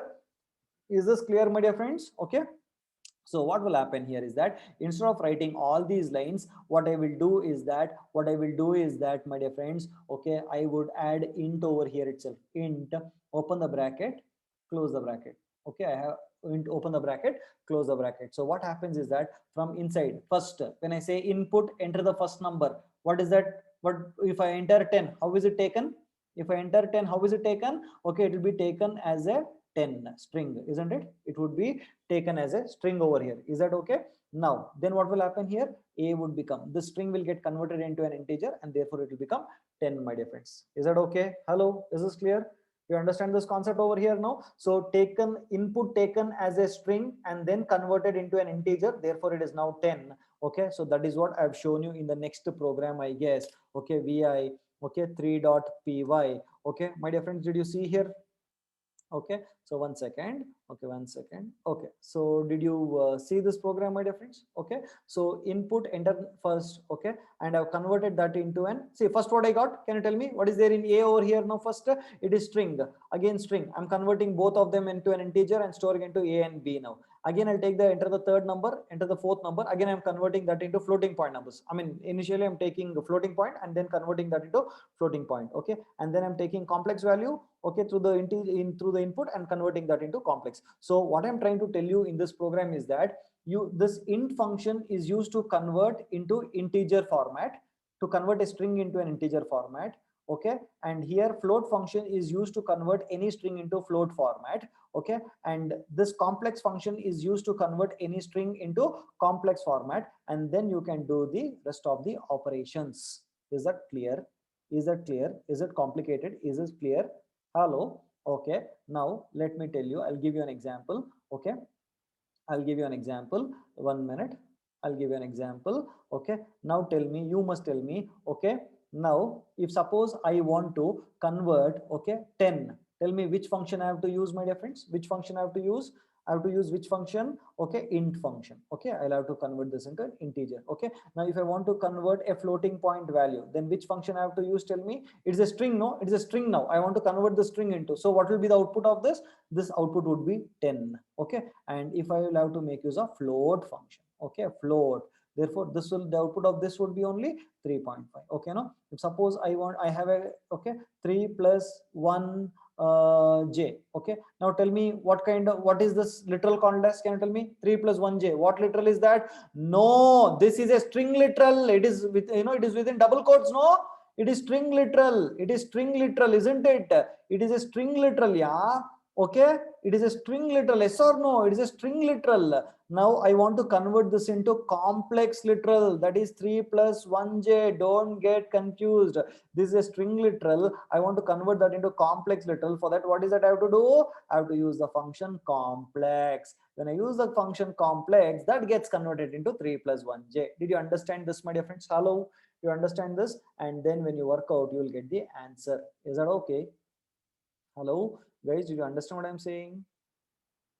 Yes, no, did you understand this? So what all functions you have? See, first program will give you the concatenation. As you can see in the output, okay, you got the concatenation in the first case, whereas in the second case, when I actually put that int function, what happened? Did you see that? Enter the first number, it was 1, enter the second number 2, and it got converted into an integer. Now see the output, sum of 1 and 2 is 3, sum of 3.0 and 4.0 is 7.0, and sum of 5 plus 6j and 4 plus 5j is 9 plus 11j, whatever it is. Is that okay?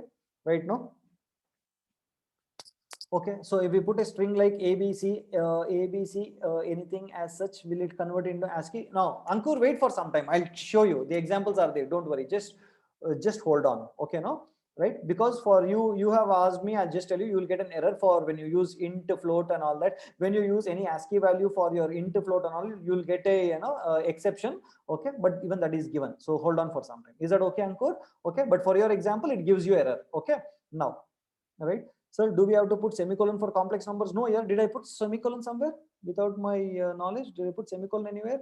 No, no. Why you are asking that question? We have to put semicolon? No, no, no. We should not put any semicolon.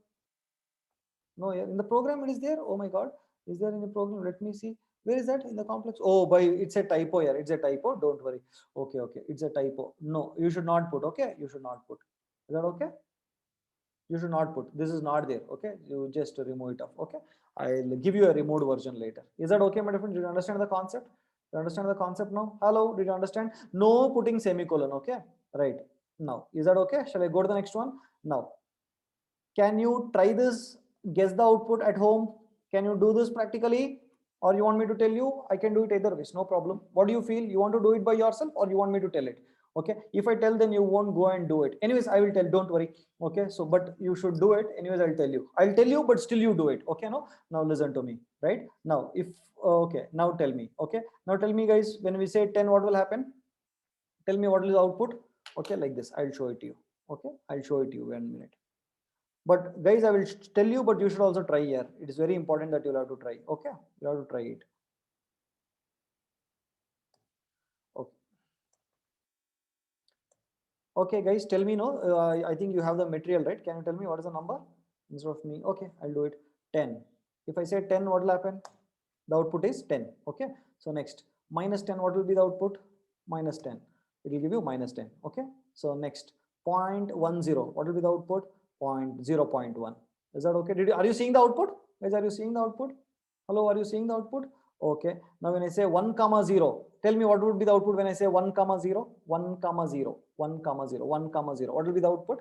Okay, 1 comma 0, no. 1 comma 0, no. Hey, that will work only with print. Yeah, that will, what I told you, no, comma will be replaced with space. That is only in print. There is no print function here. No, see here, is there a print function over here? There is no print function here. No, so that is why it gave you this 1 comma 0 will result in something called as tuple.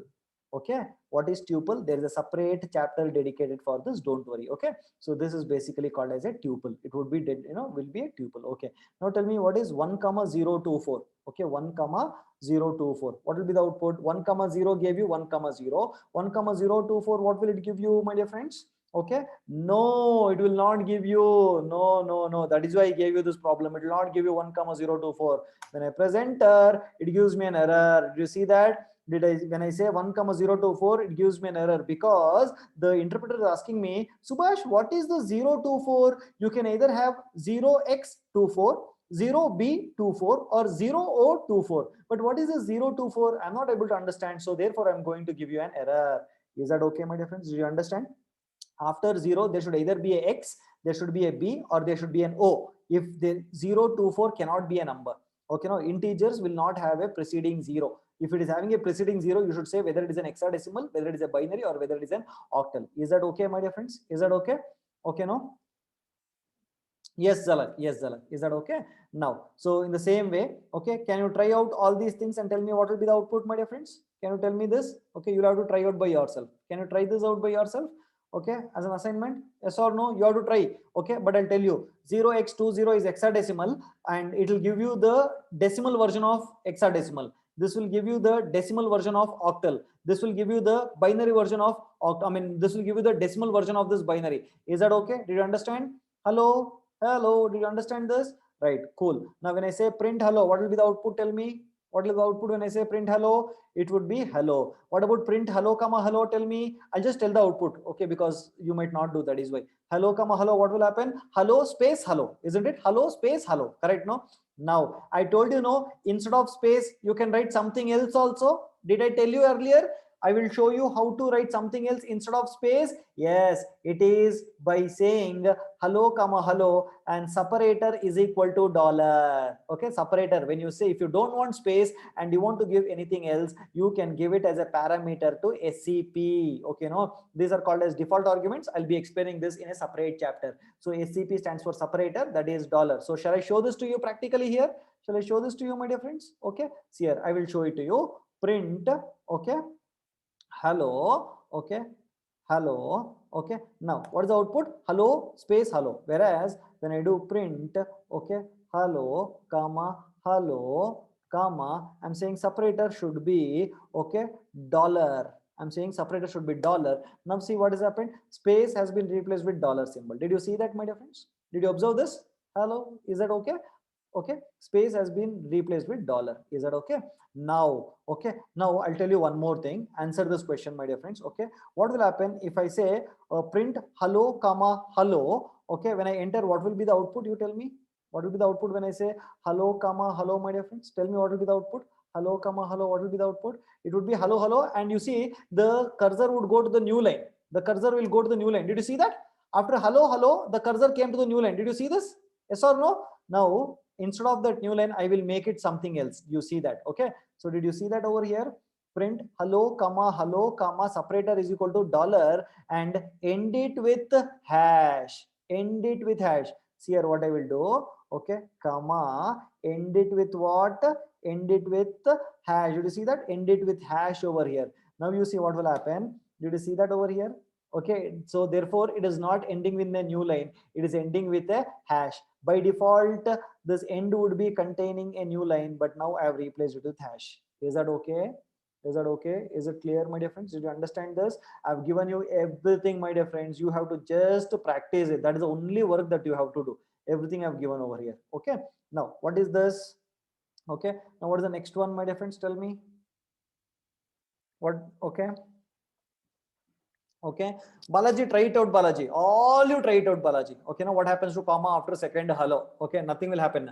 Okay, so try it out. So he was talking about this one, isn't it? There is nothing will happen. It will just take this as a parameter. My dear friends, okay, Balaji, I got your question. Balaji, you are thinking that this comma would be, okay, this comma would be, replaced with a space. No, Balaji, that is wrong. No, I didn't tell you that comma would be replaced with zero. What I told you was that whenever it encounters a comma, okay, it will put a space. That is what I told you, isn't it, Balaji? Ready? Correct? No, Balaji, I told you whenever you encounter a comma, that is when it will replace it with a space. Yes or no, Balaji? Ready? It means when you encounter a comma, one parameter is over.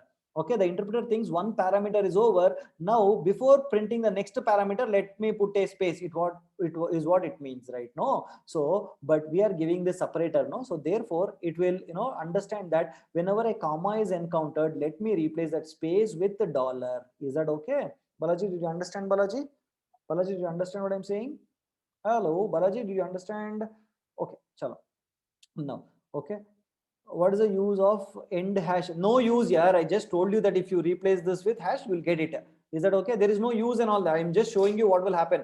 Absolutely no use. Dulty fellows only will write like that. Okay, no. So I am also one of the dulty fellow when I'm experimenting. When experimenting, we become dulty fellows, and we have to become dulty fellows when you are experimenting. Only then we will learn. Okay, now, so what is this? X is equal to 15.6. So int function is used to convert this floating point number into integer. Okay, now X is equal to 15. Float function is used to convert this integer into floating point. Guys, am I fast? Yeah, am I fast, my dear friends? Hello, am I fast? Yeah, tell me, am I fast? Yeah, no, you're understanding. Are you understanding, my dear friends? Are you understanding, my dear friends? Hello, are you understanding? Okay, now, so X is a floating point value. I'm converting that into integer. Did you understand this? So X is an integer value. I'm converting that into floating point. Okay, X is a integer, again a binary integer. Okay, it is a binary format. I'm converting into an integer value. Is that okay? I want you to try this out right now. Will you try this out? I'm giving you everything. I want you to try it out. Guys, will you try it out or not? Promise? No, you'll try out. Promise? Just say promise in the chat box, my friend. Just say promise in the chat box. Everyone say promise in the chat box. Please promise. You're going to learn a lot of things. Okay, so same thing, everything is same thing. Okay, what kind of number is this? Tell me, what kind of number is this? What kind of number is this which I'm showing? What kind of number is this? Binary format. What kind of number is this? What kind of number is this? Okay, hexadecimal format. No, this one hexadecimal format. I'm asking you to print into integer. Okay, no, right? What kind of number is this? Now tell me, what kind of value is this? What kind of constant is this? String, isn't it? So listen to me very carefully. Can you please write this down in the notebook somewhere? I'm going to tell you what does it mean. Oh, it is already given here. See, it is already given. Everything is given to you. Okay, so what does this what is this telling you? It says int x comma 8 means convert the value of x which contains a value in octal format to integer. Did you understand? You understand, my dear friends? Okay, did you understand? What I'm saying is that when I say int x comma 8, I'm saying the interpreter that I'm telling to this function int that, okay, look boss, there is one octal number in this x. Okay, convert that into integer value. Okay, how am I saying that it is containing an octal value? See here, 8. 8 means what? By the way, what is the biggest? Okay, yeah, octal. When I say 16, what does it mean? When I say 16, what does it mean? It is hexadecimal, isn't it? Yes or no? When I say 2, what does it mean? When I say 2, what does it mean? Okay, when I say 2, what does it mean? It is binary, correct? So this function says that, okay, this function is telling convert the x value, that is 17, which is been in an octal format. It means consider 17 to be octal value and then convert that into an equivalent integer value. Is that okay? You understand? Hello, did you understand? Okay, so I'm saying x is in octal value, boss. That is 17 is in octal value. Convert that into integer value is what it says. See, this line is saying that. Is that okay? Right now? Right? Now, will you do the same thing for others also? Hello, will you do the same thing for others also, my dear friends? Yes, no? Clear? Clear with that? Okay, right. Now what? Okay, clear. Guys, is it easy? Difficult? Finding it difficult? How is it? Finding it difficult, my dear friends? Easy, no? Easy, no? Okay, very good, my dear friends. Very good, very good. Okay. Now, what is this format? It is binary format. Did you see that? It is binary format. So, what am I saying? I am saying x is in 2, means x is in binary format. Convert that into integer. Correct? No? Now, again, see here, int. X is in hexadecimal format. I am saying int function. See, boss, x is in hexadecimal function. Convert that into int value. Okay. Similarly, bin is a function for binary. Okay. No? Is that okay?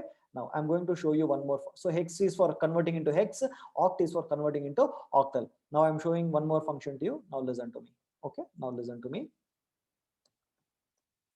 Okay. So Python 3, right? Now a is equal to 10.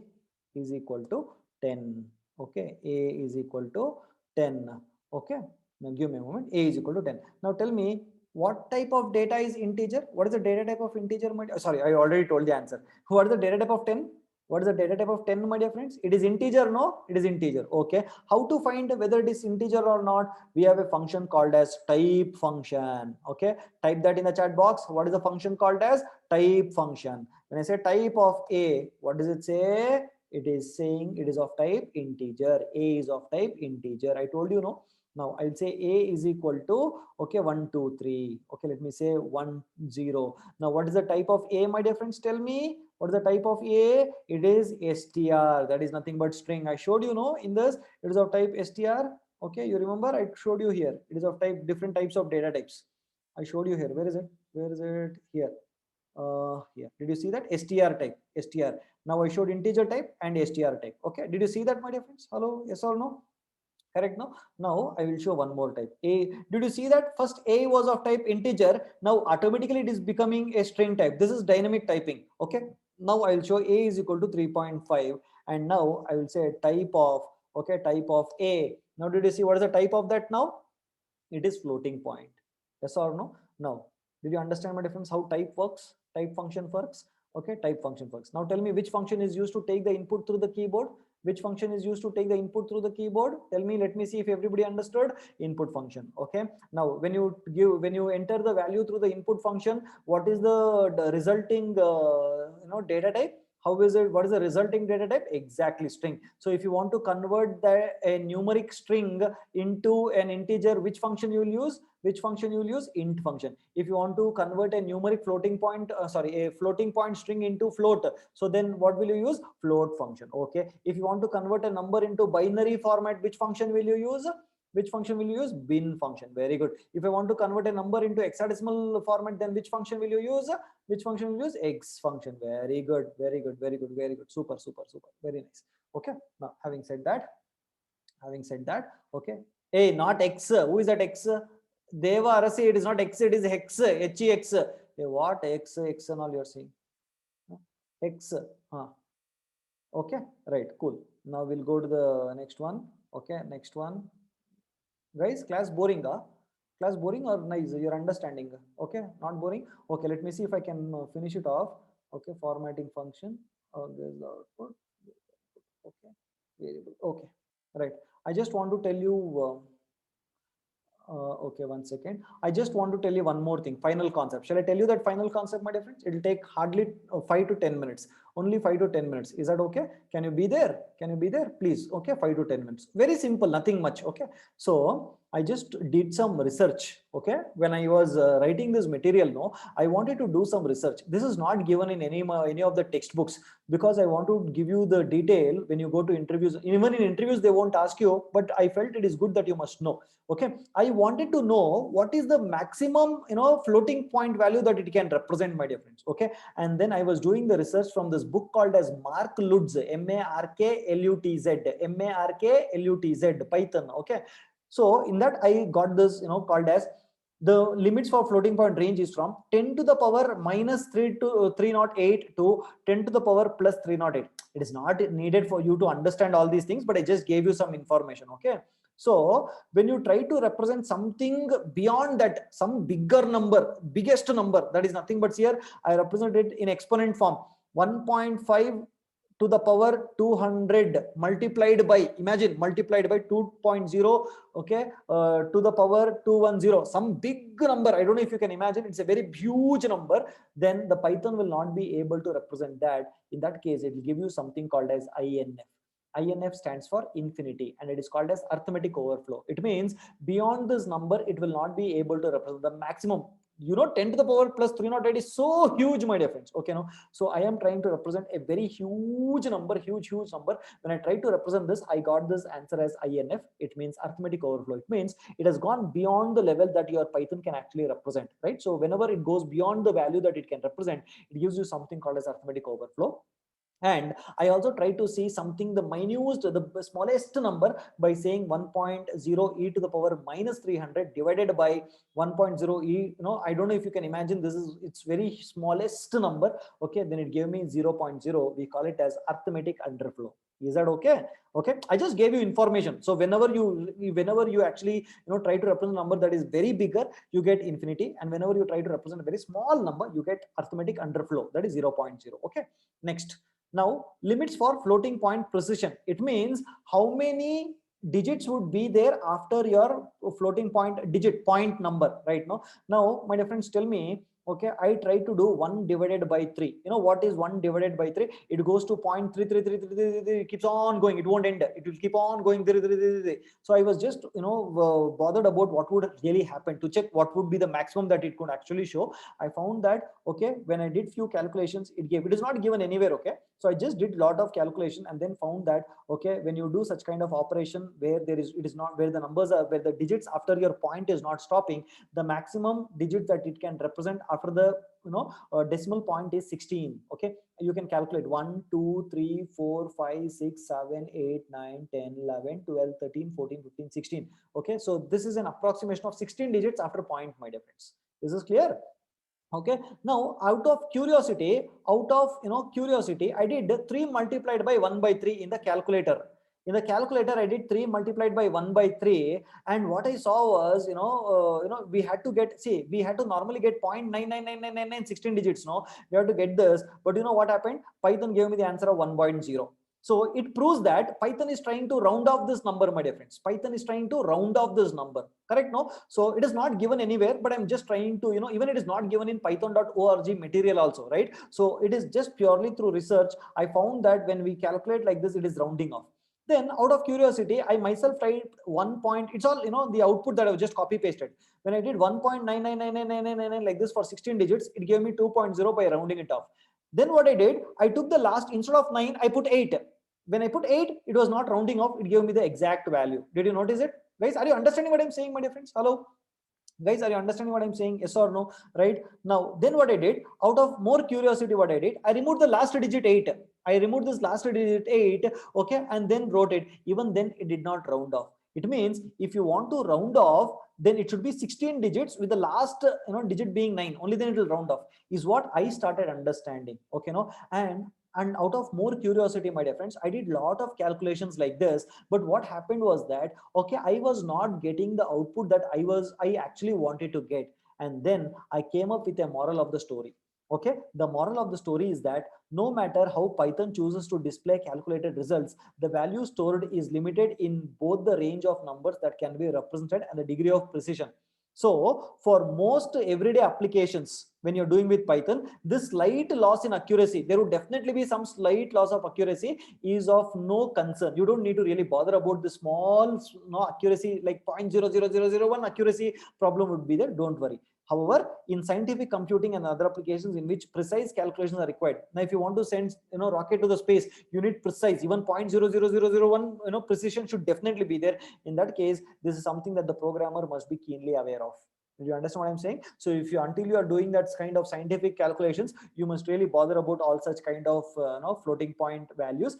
If you are not doing any kind of real some kind of scientific calculations like that, then such kind of floating point numbers can be ignored, my dear friends. Did you understand? So it was my curiosity, I try to do all these things. So out of your curiosity, even you can go and try it out. Okay, so don't worry about how this floating point numbers works and all that. Okay, so if you want to know how floating point numbers are represented in binary format, then you'll have to refer IEEE 754 in Google. Just type IEEE 754. Okay, so it's a very big document. Okay, so even I myself could not read it. It's a very big document. So if you're really interested in knowing how floating point numbers are represented, you can go and read. But I think it is a waste of time. You don't need to waste your time in reading all that, because Python is anyways taking care all these things for us. Is that okay, my dear friends? Yes or no? And tomorrow I will discuss the program 4 and complete this chapter. Is that okay? Hello?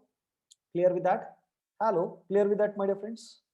Is that okay? Right? Did you enjoy today's session? Did you enjoy today's session, my dear friends? Hello? Did you enjoy today's session? So tomorrow I'm going to explain more about these and complete the chapter. Is that okay? Right? Cool. So how did we start the session, my dear friends? We quickly started the session. I'm just going to quickly go through this. Okay. So we just started with literals. Okay. So I told you what is the meaning of data type. I'm just recalling, just imagine, just try to visualize. I started with data type, okay, and then told you about variables, and then told you about constant. I told you the difference between these three. Okay, that is what do you mean by a data type, what do you mean by a variable, and what do you mean by a constant. Okay, so data type is something which will tell you how much of memory has to be allocated for a variable, and variable is nothing but a name given to a specific memory location, and constant is nothing but the data that you actually store into that memory location, right?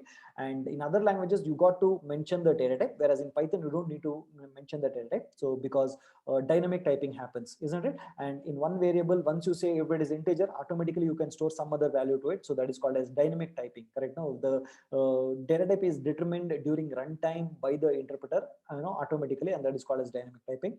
And then I introduced you to different types of literals. Okay, numeric literals, string literals, Boolean literals, and all that. I also showed you examples for all these things, and I also showed you how to take input from the keyboard using int function, and how to actually convert that string into integer, and into binary, into hex, and all those things. And then we also learned the print function. Okay, so what happens with different parameters separated with a comma, and how to replace that space with some other character, how to replace new line character with something else using the variable names called as scp and end, right? I've shown you over here, right? So how to do that I've shown you, right? Where is it here somewhere. I've shown you over here, isn't it? Sep and end, right? So I think, and I also gave you some touch upon on floating point numbers. Fine guys, I think pretty much clear with this. Okay, hope you enjoyed the session, right? So do you have any doubts, my dear friends? Do you have any doubts? Please ask me doubts only when you have doubts related to it. Don't ask me doubts just for the sake of asking doubts. Okay, I'm just opening the chat for you. I mean, I'm opening the I'm allowing you to unmute yourself. You can ask me doubts, my dear friends. Okay, so please ask me doubts from the class, and don't ask me doubts anything apart from the class. Is that okay? If there is anything apart from the class, I'll be telling you that that I'll be explaining you later, right? Now, yes guys, you can ask me doubts. Guys, doubt, you're welcome for doubts.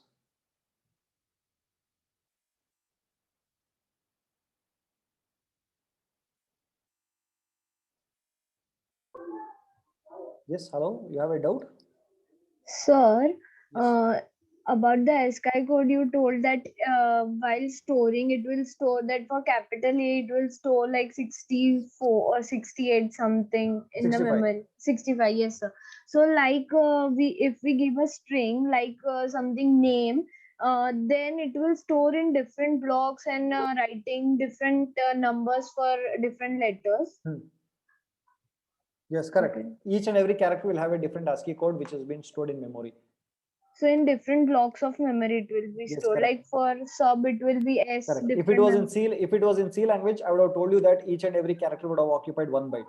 But in Python, it is handled totally different as an object. So it has not been revealed anywhere how it stores, and different people have different implementations of Python have different way to store it. Okay, sir. Yeah, Okay, thank you, sir. no problem. Any other Sir, doubt? I have a doubt, sir. Hello? Sir, I have a doubt, sir. Yes, tell me. Sir, in one of the interviews, they asked me, Did you have any doubts from the current chapter? current chapter only, sir. Yeah. What is the doubt? They asked me to print a heart symbol Hello. Tell me. They asked me to print a heart symbol, Okay. and they asked how many dumps of memory that will store, the Python will store.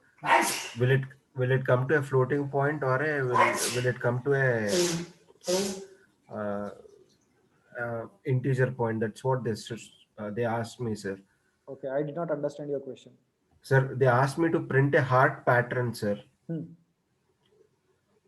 And the pattern should be in heart. That small heart should come in a heart pattern, sir. Okay. Then they asked me that will the ASCII value will be coming into float or int, sir. I don't know, man. I don't know. I don't know who asked this question. I don't know whether you are asking me correctly. I did not understand your question. I don't know the answer also for that.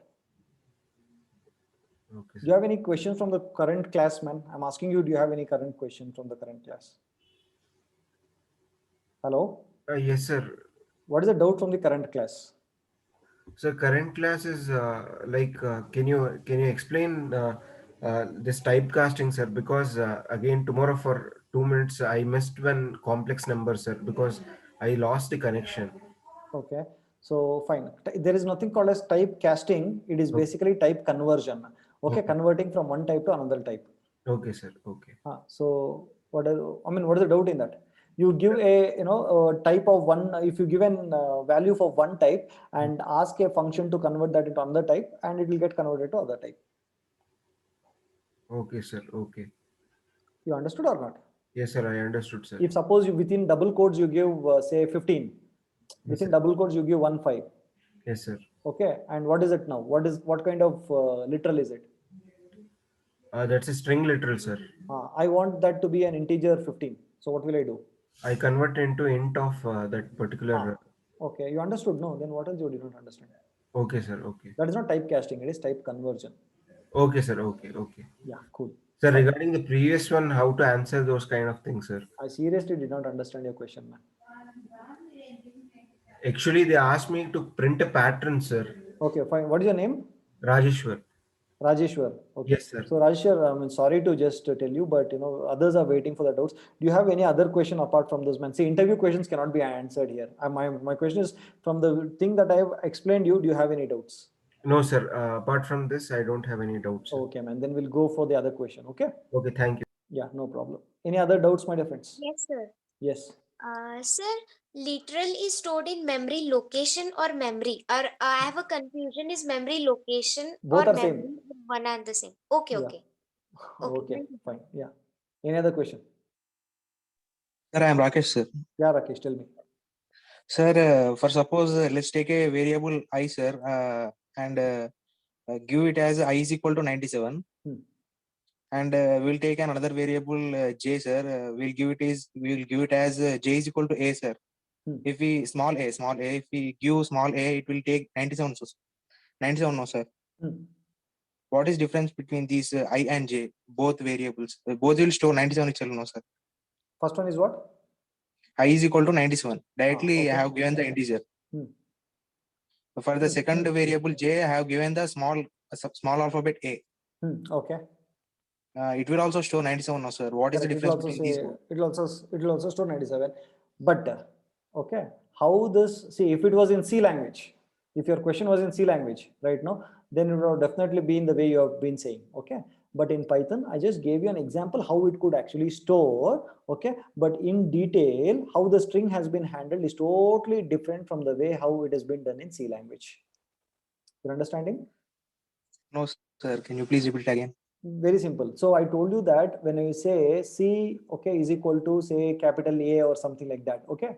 So it is 65, right? No. Hello. Okay, sir. Right. Okay. 1 minute, wait.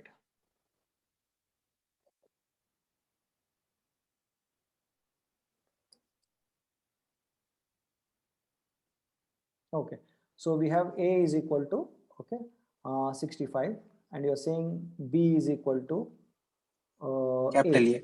Capital A, correct? No. So if it would have been a C language, say int A, and if it would have been a char B, then the memory location should exactly be okay. So this would be the 65 which is stored, and here it would be 65. I agree to this. Is it okay? If it is A and B, both would be the same. It is how it has been looking in your C language, correct, Rakesh? Yes, Okay. yes, sir. But okay, in Python, it is not like this. Okay, no, I just told you that it could actually be, it would be stored something like this, but the way it is handling in Python is totally different, because in Python, this A is not integer, it is rather than, it is something called as class integer, and this is something called as, class str. It's totally different. Okay, so this is basically considered as a string and not a single character. Rather, it would contain something else also apart from this. I'm not able to say that. Okay, but internally Python would be handling it with some other characters. It won't be exactly 65 like this in Python. In Python, even this box will not be the same like this. It would be totally there would be a lot of internal values, internal information that would be stored, like called as, we call it as metadata. Okay, would be stored as part of this information. It won't be exactly looking like this in Python. In C language, yes, exactly, it would be looking the same, whereas in Python it won't be looking like this, because along with this there are a lot of other information that is also getting attached with this and getting stored over here. Okay, so that is why we call in Python each and everything is an object. It is not a variable, it is basically an object. Understanding? Because I did not explain the object for now, I'm just calling it as, I'm trying to map this with C language and explain it to you. Is that okay? Okay, okay, sir. Thank you. No problem. Okay, any other doubts? This is Maheshwari. Yeah, Maheshwari. Yes, sir. Yes, sir. Sir, if we put a 3 point and after 3 point 16 digit, we can put what will be our output? I don't know. Yeah, you'll have to try and see. No. Okay, sir. It might round off. And yeah. Okay. It will be rounded on, sir. It might be rounded off. I'm not sure. You should see. No, you should check and see what is 3.9999999. Put that. Okay, I will try it. Okay, you put okay. 3.9999 till 16 digits and do it for 14 digits. Do it for 15 digits and put 16 digits, and last you put 8 and see what will happen. So you'll only get to more than 16 digits. Put more than 16 digits also. It won't take more than 16 more digits. Than 16 it would be rounded off. It will be considering only 16 digits, 16 to 17 digits only. I've tried somewhere it is considered 17 digits. That is why it put in the material 16 or 17. Okay, so beyond that, I don't think it will take. Okay, sir. Okay. Yeah. Okay, sir. Okay, sir. Thank you, sir. No problem. Guys, any other doubt you have? Guys, any other doubt? Excuse me, sir. Yes. Sir, in C language, sir, suppose the number we want to store is greater than 4 bits. So then will the integer function work or not? Will let us talk. Did you let us talk Python? Okay, sir. You have any doubt in Python? Sir, regarding the last. Yes, sir. Ask me a doubt in Python. Sir, so suppose, sir, in Python idle, sir, we have the software, right? Yes, tell me. So then, sir, how will, so in Python idle, sir, when we install it? This is Kaveriappa. Yes, sir. Kaveriappa, tell me. You have Python idle, okay? So that's the software, right? That's the software, okay? So then when we run the command, sir, everything is done by the software itself. Sir, where will the operating system come in? Where is the operating system coming in? Okay. So when you're trying to print some data, you're saying print, correct? Yes, sir. You're doing print, right? So yes, sir. Print, okay, let me tell you, wait. You're saying print, isn't it? Yes, sir. Where will it get printed? Sir, after being processed by the operating system. No, where will it get printed? On the desktop, on the monitor. On the monitor, correct? Monitor is what? Yes. Hardware. So who will manage this hardware? Operating system. So that is idle is a software on top of your operating system. Yes, sir. So, but you gave an analogy, right, sir, about the priest and the army man. Sir, in that you said that, sir, the priest will do all the talking. Correct. But sir, when we compare that, sir, we will get that the Python software is doing all the talking, and just that last printing part is being done by the operating system. Everything is done by the Python only. Even print is a function. Okay. So everything is being talking to the operating system only. We feel that we are doing everything is being done by the OS. Anything related to the hardware is done by the OS itself. Even Python as a software, when it has to do something, it has to talk to the OS. Without talking to the OS, it cannot do anything. It cannot directly talk to the hardware. Python has to talk to the operating system. Only thing is, it is not seen to you. That's all. Okay, sir. Anything Python, C, Java, anything has to be should talk to the operating system. The good part is that OS is written in C language. And when you write a C program, no, even that C program, if you write printf in C program, that printf also has to talk to Yes, the sir. operating system. Printf is there, right, in C language. Even that has to talk to the operating system. Yes, sir. Yeah. Okay, sir. Got it. Okay. Guys, any other doubt you have in related to today's session? Sir, Ankur here. Yes, Ankur. Actually, I had a doubt like, can we fetch ASCII code from the Yes, system? you can. Then in that case, You want to write a Python program for that? similar to it, yeah. No, so what is your doubt? Okay, you complete your Like, doubt. I just wanted to know whether if we are giving a string like A or any number, Where? as a input to the variable, that will be converted and converted in ASCII code, something like that, and it will be stored in the memory, right? No, I didn't get you what you're saying. Tell me, I'll write it down. Yeah. If you consider A is A is equal to the string A, like this? yeah. Okay. Then in the memory, if the location of A is 100, the memory location is 100, Okay. over there it has to be stored as 65, right? Generally characters are represented as 65, but how this A has been represented is totally different in Python. You don't have any control over how A has been represented because it is an object. You don't have any control over how A has been represented. You don't need to really bother about it, is what Python says the programmer. Python says, boss, you don't need to bother about how is A is, how I have represented A. It is my wish, I'm doing it, right? Whereas in C or in C++, yes, you will be able to know how it has been stored in memory and all that, right? Whereas in Python, you have no clue how it is getting stored. It says, I'm giving it to you, you use it. Why are you bothered about how it has been stored? Is what Python says. Okay. And what about converting any number into ASCII format? You want to convert? Yeah, how can we convert it? Just hold on, no, we'll finish off. You will have a lot of functions in string. When I discuss a function called when I discuss a chapter called a string, I'll show you how to convert a string into a number, or again a number into a string, and all those things. You're asking the reverse only, no? I just told you how string to integer. I told you. Now you're asking me how to convert this integer into string, isn't it? Yes. Correct? No problem. Yeah, exactly. Wait till the str string chapter. There is a chapter dedicated for string. I'll be discussing there. Okay, sure. Don't worry. Is that okay? Okay, guys, any other doubt? Sir, myself Raviteja, sir. Yes, Raviteja, tell me. Sir, just now you said that float has a certain range. Sir, do we is that same applicable for int, float, and complex numbers, sir? The range? The range is same applicable for integer and float complex numbers, sir.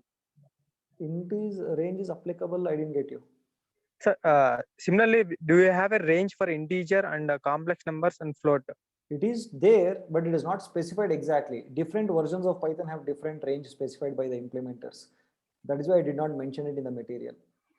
Okay, sir. Okay, sir. Yeah. Because this, integer size itself is not known to us, isn't it? Yes, sir. Yes, sir. It is an object, isn't it? Right. Yes, so sir. you cannot have a specific range for it, but it is not specific. Different people have different version of Python has different range for it. Okay, sir. Okay, sir. Yeah. Thank you. No problem. Guys, any other doubts? Hello. Sir, in Python. Yes. Sir, when we say A equals 10, sir, and we want to know the data type. Sir, is it the data type of A or the data type of 10? It is a data type of, actually it is 10. Okay, but if you want, that data type would be associated with a variable. If suppose I want to store 10 as, as a value in the memory. Okay, so I want to know how much of memory has to be allocated for it, isn't it? So that would actually be attached with this variable A. It's a name. So basically, for your question, it is, if you go in detail, it is basically the data type of 10. It is not for the variable, but we cannot say, because we are associating that value 10 with this variable, we keep asking. Now, okay, I'll give you an example. Okay. For example, you are staying in your house. Okay, you are staying in your house. Okay, and your name is Kaveri Appa. You are staying in your house, and your house name is say Kaveri Nilia or whatever it is. Okay, Kaveri Nilia, right? So when the postman comes, right, he knows that your name is there, but the letter would be associated to Kaveri Nilia, isn't it? Hello, are you understanding? Yes, hello.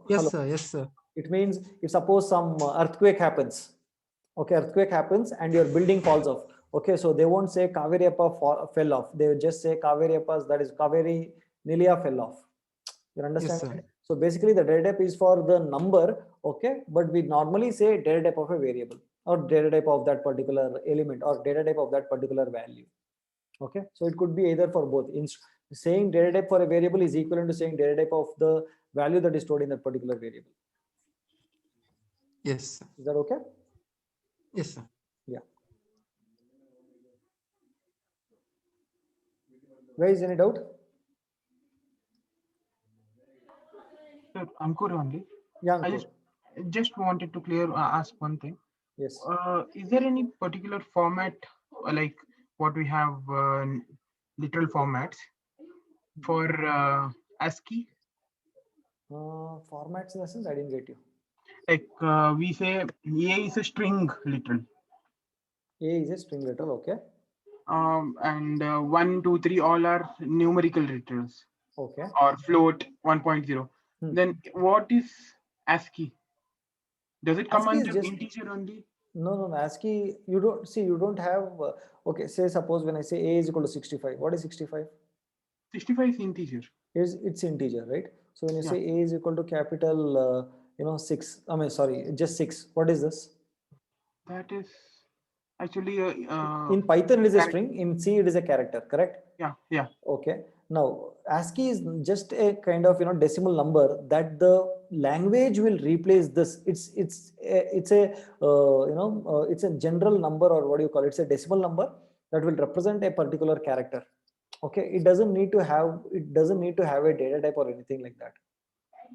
I don't know what triggered this question to you, but because when we are saving that thing into the memory, then there should be something like you should define itself, no? No, you are not storing, no. The Python will take care of it, no. That's what I just wanted to know. Even in C, what we'll do, that's what I wanted to know. In C, what you wanted to know? I think we'll restrict to Python, man. Okay, yeah. Okay, because if I want to explain C, then it will go somewhere else. That is why. Okay. Okay. So guys, any other doubts? Sir, I have a doubt. Yeah, tell me quickly. Sir, will there be any ASCII codes for floating points? ASCII values for? Floating points. ASCII value is given for characters. ASCII value is given for characters. Okay. So A or 5 or dot or 6 or for A, like this. ASCII is given for characters, for space. Okay, sir. You're understanding? Yes, sir. Yes, sir. Yeah, that's all. Thank you, sir. Yeah. Okay, guys. Okay, so we'll meet tomorrow and we'll complete the today's chapter. Is that okay? Fine. Hope you enjoyed the session. So meet you tomorrow. Until then, take care. Bye-bye. Thank you, Deepika. Thank you so much. Bye-bye. Thank you, Sneha. Bye. Thanks, guys. Bye.